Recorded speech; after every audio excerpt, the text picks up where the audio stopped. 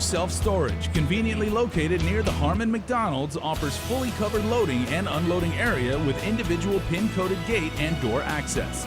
Call us today at 648-7867 for more information.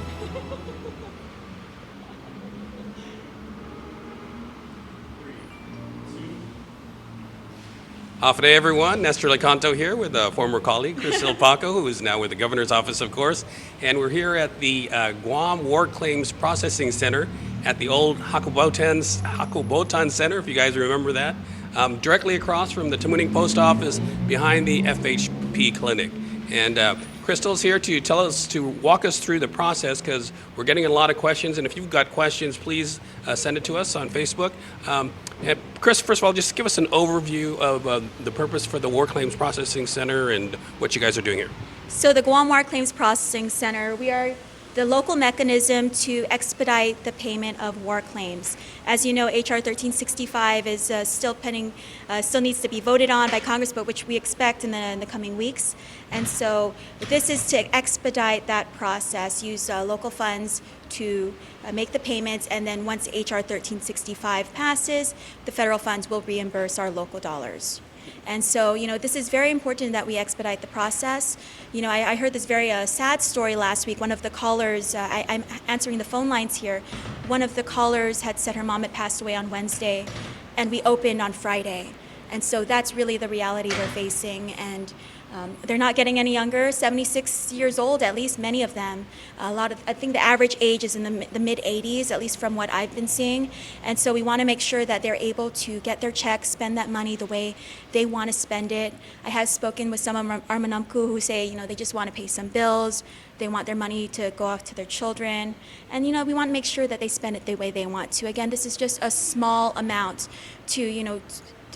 for what they endured in World War II. And as you know, last year was a milestone year for Guam, 75th liberation. We cannot stress enough how important it is for these reparations as soon as possible. So you're getting a lot of questions about the process. I know that primarily we're looking at paying those that already have adjudicated claims and already have letters from the War Claims Reparation Commission. Can you explain that process?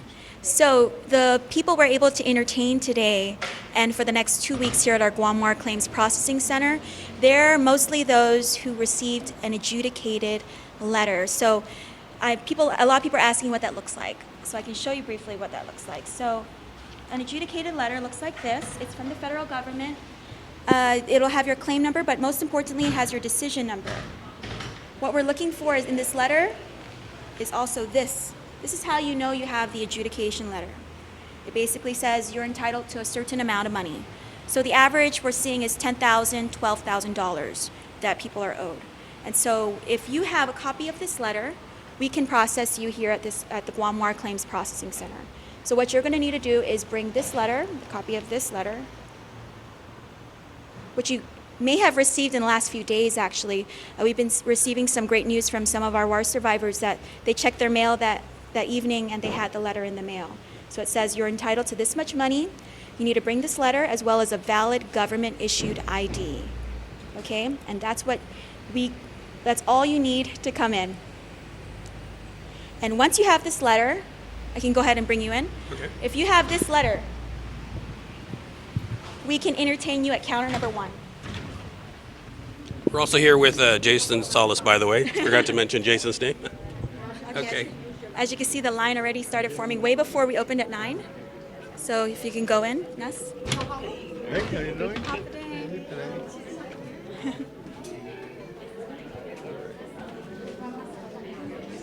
And it's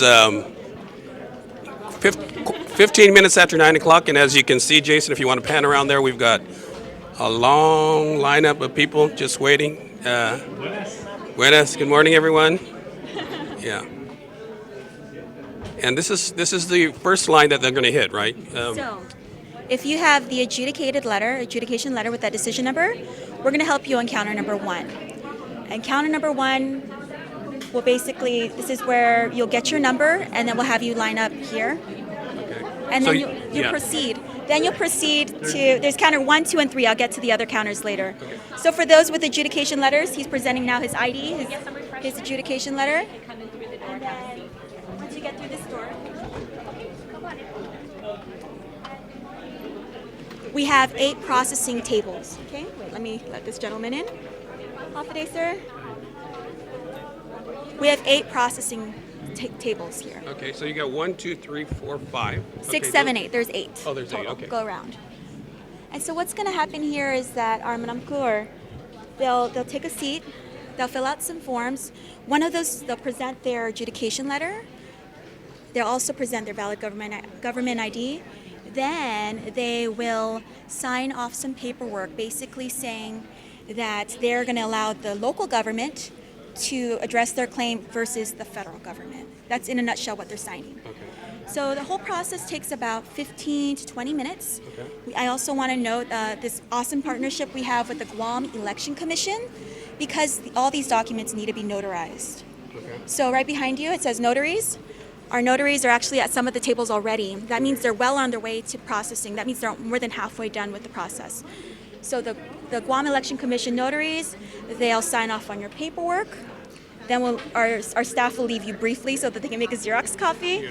And then they provide it back, and that's it, you're done. And what we will do on our end is that we batch up all those who were processed in that day, and then we send it to U.S. Treasury. And so what happens is U.S. Treasury will confirm all the documentation, and then they'll send it back, confirm it with DOA, and we can cut the check. So I can confirm that as early as this week, we will be cutting the first checks for our Guam War All right. survivors. So I cannot wait. I think that's when we can truly celebrate this win for Guam and for our survivors. Okay. So a lot of the questions I am receiving is what if my loved one passed away? Like I mentioned earlier, someone had just passed away days before we opened our center. And so what you'll need to bring is if they have the adjudication letter, their claim is still valid. But you will also need to bring with you to the site is a proof that you are the administrator of this estate. So some type of legal document saying that you are the person that all the inheritance or whatever it is. Yeah, so basically the state has to go through some kind of probate Yes. process so that So if you're the legally they can surviving issue, heir, yeah. say it was your deceased wife or deceased husband or your mother or father, you do need to bring some type of documentation that proves that you are the administrator of the state. Maybe it might be an affidavit of some sort. You'll need to bring that proof of the administrator of the state. You'll need to bring the adjudication letter, and you'll need to bring a death certificate to the site. And so As there well as your valid government ID that proves that you are who you are. And there's still a lot of applicants that have not received their adjudication letters yet. Is that correct? So we're getting a lot of questions from them. So as you know, Ness, over 3,000 people filed in that claim period between 2017 and 2018. So over 3,000 people filed, only half were addressed when we opened our center. But what we are hearing is that overnight people are checking their mail and they're receiving that adjudication letter. So that's great news. Again, that means the federal government is actively addressing our claims. What I want to go through now is counter number 2. So if you see the woman in purple, she is counter number 2, the second line here forming at the front. These are the individuals who only have the first letter. So I have to explain this first letter. Basically, you may have filed your war claim in between 2017 and 2018, those years, but you only got the first letter. And that letter is an acknowledgement of receipt of your claim. And so that letter says that you have a claim number. So it would be like Guam dash something something something, like a 4 or 5 digit number. And that means that the federal government is actively reviewing your case. So what we can do for you on your behalf is when you come here to our Guam War Claims Processing Center, is we'll see you and we'll ask you for information. So you're going to sign a release of waiver. I don't know if I have that.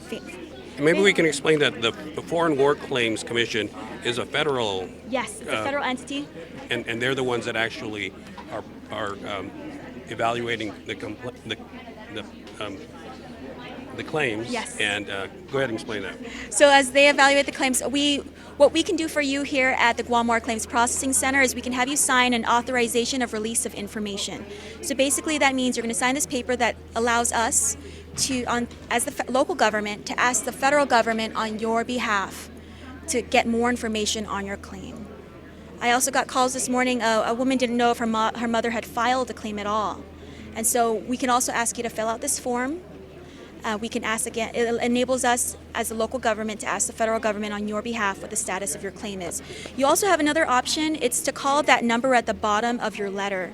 So you only receive the first letter from the federal government, basically receipt of acknowledgement of your claim. So that number, the number on the bottom of that letter will say 202-616-6975, or you can email them. I can give you that email later. Again, that's to follow up on the status of your claim. Again, we're receiving notice overnight that many of our manamco are receiving their adjudication letters. So once they get those letters, they can come into our Tamuning site and we can process them. And you're also getting a lot of calls from the mainland. There's so many. I believe about 50% of the claimants are actually on the mainland right now. Yes, as you know, a lot of our manamco have relocated. So half of those claims that were filed did come from off island, and half of those, that means half of them also are, the adjudication letters are also from off island. So those adjudicated claims are also coming from off island. We're getting a lot of inquiries from our manamco and their children or their spouses off island that are asking how can we be serviced by the Guam War Claims Processing Center. So we can do two things for you. You can either email your information. Maybe you have a tech-savvy child or someone in your family that can do it for you. You can email Guam War Claims at guam.gov. That's Guam War Claims at guam.gov. And so all we need from you in this initial email, and I'll be getting to those emails later today, I promise you, you'll need your name, you'll need your claim number, and your claim number is also is in your first letter, and you'll need your adjudication number. Again, that's the number that's also on your letter, basically saying we have decided you are entitled to this much money. So we'll need you to email that. Or you can do certified mail, and you can certify mail P.O. Box 9939, Tamuning, Guam 96931. I'll repeat that. P.O. Box 9939, Tamuning, Guam 96931. This is the Department of Administration here on Guam. And so you'll need to include a copy of your adjudicated letter and a copy of your ID. And so either way, either email or you mail us, we'll respond and give you the follow-up paperwork. And so if you're off island, you'll need to fill out this paperwork, get it notarized, and then send it back, and then we can cut your check once it's confirmed by the U.S. Treasury. Some of the questions might be, what if I have an adjudicated claim and I'm homebound? Oh, we do have homebound. We will be doing homebound visits later this week. All you have to do, again, we've partnered with the Guam Election Commission, and they're very well versed in homebound voting. Same process. So you can call us at our phone number. It's 482-0792. That's 482-0792. I can answer the phone. We are actively addressing the calls coming in. So if we miss your call, we'll call you back. So all you'll need to give me is your name, your village, and your best point of contact, and then we'll call you back and we'll schedule. So we're hoping to see, like, if there's a majority up north, maybe we'll go north first, and we'll come down with one of our staff and one of the notaries from the Guam Election Commission, since they're, again, very well versed in homebound voting, and then we can process you there. So you just have to provide your adjudication letter again and your valid government issued ID. Okay. So again, we're asking you if you've got questions on Facebook land, please send them in. Facebook land. Anything else so far? Anything else you could think of? Yeah. Well, how many? Count three. Yeah. Okay. We didn't even get to counter number three. Counter number three is everyone else. So maybe you. Yes, this is a gentleman on the way left. He's being addressed on counter number three. Again, we ask that you not take any of their personal information. These are all the other inquiries. These are people maybe don't have paperwork, or maybe don't know if they filed. I have been getting some calls like that. They don't know if they've filed at all. Again, we can only address those claims that were filed between 2017 and 2018. I can't stress that enough, and that's what the federal government is addressing, and those are the ones with the adjudication letters. Yeah. Speaking of that, I know that we've gotten a number of inquiries from people who did not file during that time. I know that's not currently allowed under the federal law, but I believe that there's local legislation. I think it's Speaker Barnes that is doing a survey or some sort of a petition. A petition. So Speaker Tina Rose Muñoz Barnes is doing a petition to open that filing period again. Alongside her petition, we do encourage residents who did not file, our war survivors who did not file within that 2017 to 2018 period, to call their congressman. Call Congressman Mike St. Nicholas, our delegate. Again, it will take an act of Congress to open the filing period again. That will take a federal law to open that again. So you can see Speaker Tina Rose Muñoz Barnes. She has a petition to open that filing period, and we also urge you to call our U.S. delegate, our Guam delegate in D.C. again to petition. We're hearing I'm getting a lot of calls from children of war survivors who unfortunately, didn't live to see 2017-2018 period. So we urge them to sign that petition and also to seek out the congressman. Okay. Before we wrap up here, just give us that. You got some more? I'm sorry. I just wanted to let you know who is staffing. Again, we're very grateful to the Hakubotan Building. This is a great site for our war claims for our operations because it is ADA compliant. There's a lot of accessible parking. There's a ramp coming into the building. There's a covered driveway. It's a central location. There's bathrooms on site. It's air conditioned. It's air conditioned. It's a nice open area.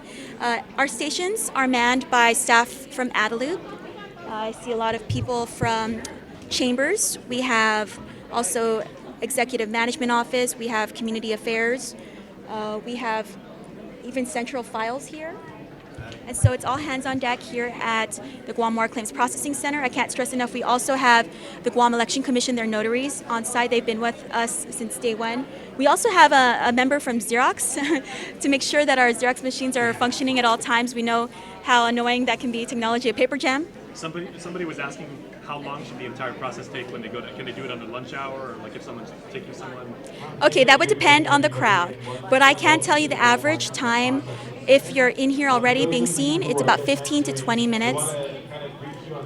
So while you're at lunch hour, maybe if the crowd dies down, as you can see, our Manupko Dulab coming early, they were here lining up before 8 o'clock, and we opened at 9, so that's just an indicator.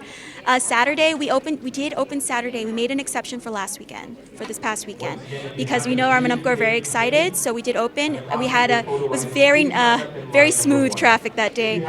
We processed over 100 claims just on Saturday, and over 200 on Friday, so we're now 357 adjudicated claims that we have processed here, so those checks will be cut very shortly. Again, I can confirm as early as this week. And your operating hours here? Our operating hours here in Tamuning are 9 to 4, so 9 a.m. to 4 p.m. If you have any questions, you don't want to come here right away and you're not sure what to bring or where we're located, you can call us at 482-0792, 482-0792. There's two of us answering the phones. If we missed your call, we will call you back. I know a lot of stateside callers we're receiving. I'll answer you personally. You can also visit our website at warclaims.guam.gov, warclaims.guam.gov. They have a lot of the FAQs are there too. So, are you being able to accommodate the because the mainland, of course, is about 15, 16-hour time difference. So how are you guys addressing that? I recommend that even our stateside callers, they call Guam time for 9 to 4. Again, we're working to address, we're calling back every single person that we missed the call. So they can leave a message? They could just call 9 to 4. Again, if I miss your call, I will call you back personally. All right, so here we are. This is actually, Jason is zooming into the Department of Administration. They're also here with us. They're the ones batching. Please don't take any personal information. They're also here with us. Again, great partners. DOA is the one handling most of this. Okay. They're the ones cutting the checks. Again, GEC, the governor's office. We're very, very happy to have this local mechanism to pay our survivors.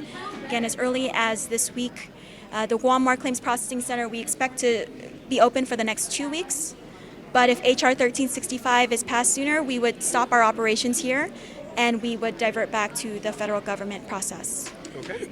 And once again, we expect the first payments to go out before the end of this week. I am very confident. Again, the governor had a very aggressive timeline, and we will have those first checks cut as early as this week. Again, that's $10,000, $12,000 is the average reparation, average amount. All right, thank you very much. Crystal Paco from the governor's office. There you have it, Facebook. We've shown you the Guam War Claims Processing Center. So if you've got a claim, or even if you just have a question, please come down. It's located at the old Hakubotan Building, for those of you old enough to remember that. Seafood Chef, yeah, Coffee Seafood Express, Chef. Tamuning Post Office, ITC Building, FHP. Those are all landmarks in the area. Old Hoffaday Theaters. Those are all landmarks. So if you don't know where we're located, I think there's even a bingo site in the same building. So lots of great landmarks here to help you out to identify the site. All right, thanks a lot. Till next time.